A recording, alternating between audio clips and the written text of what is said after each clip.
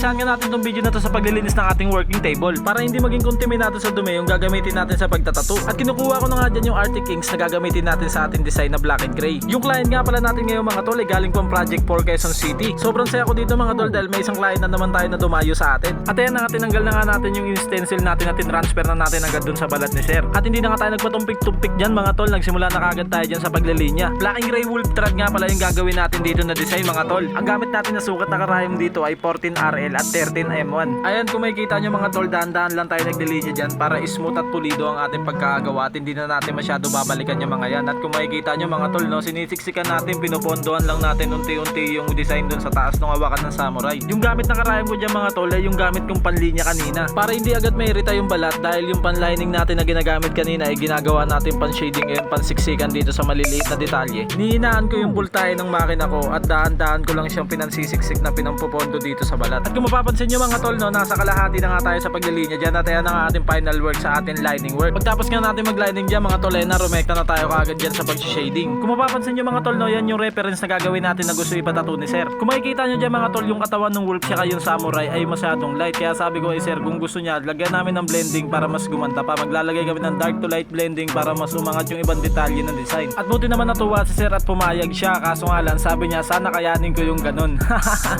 Eto, tignan natin kung kakayanin nga ni sir. At yan, nagpuputi na nga tayo dyan mga tol. Konting-konti lang naman yung mga kailangan natin lagyan dito ng puti. Papaangatin lang natin yung mga detalye ng mga dugtungan yan. Yung mga lubid, yung mga bilog-bilog na yan mga tol. Tapos yung hawakan ng samurai para mas ma-recognize o mas maganda pa siyang tignan. At nga pala mga tol, no, yung yearly pre-raffle tattoo natin ay open pa rin at pwede pa rin po para makapag-entry ka. At big shoutout nga po pala dyan kay Mark Jan Joker's Tattoo, kay Boss Michael Trinidad ng Pandagang South Nova, sa aking kapatid na tamad, si Jan Paulo Castillon, kay Boss Medyo Rider at kay Sir Marvin Jonah. Maraming salamat po sa solid na suporta nyo mga idol. At comment lang po sa mga gusto magpa-shoutout dyan at kung may mga birthday dyan na gusto nyo ipa-shoutout din, kakantahan din natin ng happy na birthday mo pa, ilan taon ka na. At ayan na nga, patapos na tayo sa ating tattoo na ginagawa mga tol. At ito na ang ating final work. Open po tayo 24/7 sa advance booking at meron lang po tayong 20% down payment para sa sure schedule at hindi na po kayo maagawan ng araw at oras na gusto nyo magpatattoo. Open din po tayo sa walk-in from 10 AM to 6 PM at open din po tayo sa tattoo service. PM nyo lang po ako sa new area nyo at pupuntahan ko po kayo kahit gaano pa po kayo kalayo. Using Arctic Inks, Team Tamad, FTR. The trap is sprung.